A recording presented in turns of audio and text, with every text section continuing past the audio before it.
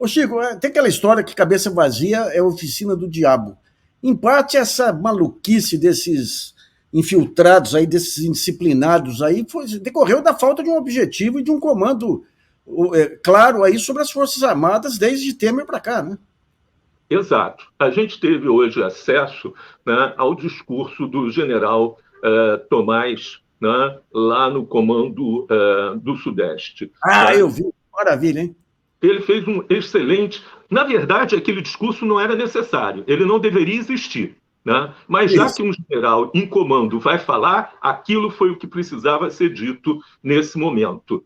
Nós temos generais, eu não vou citar outros nomes, porque não vale a pena, mas temos generais, igual o Tomás, nós temos mais 5 ou 6, inclusive em comando das regiões atualmente, e que não iriam entrar numa aventura qualquer nesse sentido. Mas o que ocorre? Esses generais, inclusive eles, os comandantes militares, iniciaram a vacinação de Covid da tropa quando o Bolsonaro dizia que era uma gripezinha que não tinha que vacinar, etc. Tal. Contrariaram o presidente, né? Muito bem nesse sentido. Então, na verdade, falta um Ministério da Defesa que efetivamente, né, traga essas pessoas que têm projeto na cabeça, e não só ou o corporativista ou o político reacionário. Tá. E você confia que agora, depois dessas últimas medidas aí, o alto comando vai tomar consciência da importância de limpar as forças e voltar à disciplina, não? Isso eu acredito que vai acontecer com ranger de dentes, mas que vai ter que ter uma solução. E vai depender muito, muito da Advocacia Geral, né, da União, já que a PGR não existe mais, né, ficou paralisada, né, e do Ministério da Justiça, do ministro Dino, que resolveu isso desde antes da posse dele, né, antes da posse do Lula, que iria encaminhar, de qualquer maneira, né, as punições que fossem necessárias nesse sentido. Então, eu acho que é importante que esses elementos, né, principalmente uma coisa que ficou muito ruim na CIF, que foram militares da ativa lotados no GSI participando daquele horror daquela dia de domingo. Isso tem que ser punido. Isso não pode ser tolerado. Se isso não for punido, desmoraliza o governo. É isso. E daí você teria uma força, sem a disciplina, fica uma milícia. Porque daí você tem... Esse é o ponto, né? Esse é o ponto. Deixa eu pedir para a Lourdes aqui ver as questões dos nossos espectadores, Lourdes. Oi, boa noite, Chico. Separei umas coisinhas aqui. Primeira, o R.R. Von Murphy, atualizando o dito popular, cabeça vazia, oficina do seu Olavo. Seu Olavo, é isso aí. Salete Farias, infiltrados é bom, foram formados lá, ninguém viu. O vigarista também veio de lá, não caiu do céu de um dia para outro. É só lembrar, gente, falar em vigarista aí, que eu acho que foi a Metrópole lá que conseguiu o extrato do cartão corporativo do Palácio. Olha, isso aí é trambicagem para todo lado, inclusive dinheiro desviado para uma conta de uma amiga da Michelle, para militares de outras partes do país aí. Não se sabe se quem manipulava isso era aquele braço direito do Bolsonaro, ou se o Bolsonaro dava as ordens. Aparentemente o Bolsonaro dava as ordens. Então, digamos, fizeram uma rachadinha planaltina aí.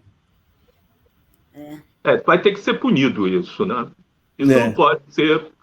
E tem uma coisa que as pessoas, o público em geral, desconhece e acaba tendo uma visão distorcida da ferramenta. Eu já fui do Ministério da Defesa, já fui do governo do Rio de Janeiro, na universidade eu tive longos anos de administração.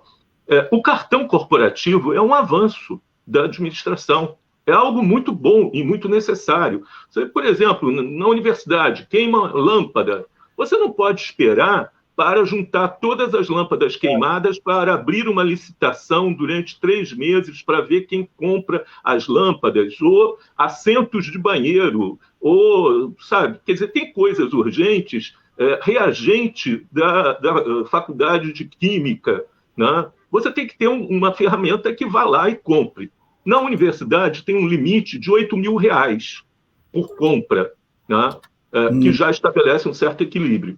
Quer dizer, é importante que o cartão exista porque ele desburocratiza. Agora, ele tem que ser controlado. Quer dizer, o que o Tribunal de Contas, né, tem a falar sobre isso? Né? Essa é uma pergunta importante, porque não poderia ser uma coisa em que eu saco rápido e mato 3 bandidos com um tiro só. Isso não pode continuar. Ô Chico, a gente deu uma matéria aí sobre o general Tomás Miguel. Ele diz o seguinte: não interessa quem está no comando, a gente vai cumprir a missão do mesmo jeito. Ser militar é isso, é ser profissional, é respeitar a hierarquia e a disciplina, é ser coeso, é ser íntegro, é ter espírito de corpo, é defender a pátria, é ser uma instituição de Estado, a política, a partidária. Não interessa quem está no comando, a gente vai cumprir a missão do mesmo jeito. Essa é a convicção que a gente tem que ter. Mesmo que a gente não goste, nem sempre a gente gosta, nem sempre é o que a gente queria, não interessa. Esse é o papel de quem é instituição de Estado, instituição que respeita os valores da pátria como de Estado. Aquele negócio, Chico, devia ser natural um negócio desse, mas eu fico emocionado de saber que tem um general legalista e corajoso a ponto de enfrentar Malta, aí que alguns generais que cumprimentaram, o almirante que cumprimentou o Lula lá virou alvo aí de ataques. Então, temos militares legalistas. Essa e não é só o general Tomás. Nós temos, eu poderia citar aqui para você 6 outros, assim, de cabeça, que estão aí. Por isso, o golpe do 7 de setembro de 2021 não aconteceu. Isso. Foi tentado. Essa é uma coisa importante que a gente tem que ter na cabeça e ver, inclusive, a responsabilização do Bolsonaro numa duração mais longa. Não se trata do dia 8, do domingo, dia 8. O Bolsonaro, ele tentou 3 golpes, pelo menos. 3 golpes. Um no 7 de setembro de 2021, outro no dia 30 de outubro de 2022, quando ele já estava com a minuta, né, intervenção no Superior Tribunal Eleitoral, e agora, de novo, no dia 8. Então, pelo menos, temos materialidade de 3 golpes tentados pelo Bolsonaro. Quer dizer, não é para saber se o Bolsonaro deu ordem ou não no dia 8. Ele disse que ia fazer, ele disse que fecharia o Supremo e que não ia atender mais nenhuma decisão do Supremo no 7 de setembro de 2021. O filho dele falou no cabo e no soldado, ele incentivou. E pior, aqueles militares dentro do Gabinete de Segurança Institucional, nomeados pelo Augusto Heleno, estavam lá. Foram eles que abriram as portas do Planalto. Há uma diferença muito grande entre a invasão do Supremo, a invasão do Congresso, onde a guarda lutou contra os invasores, e a invasão do Planalto, que não teve resistência. Muito pelo contrário. É isso.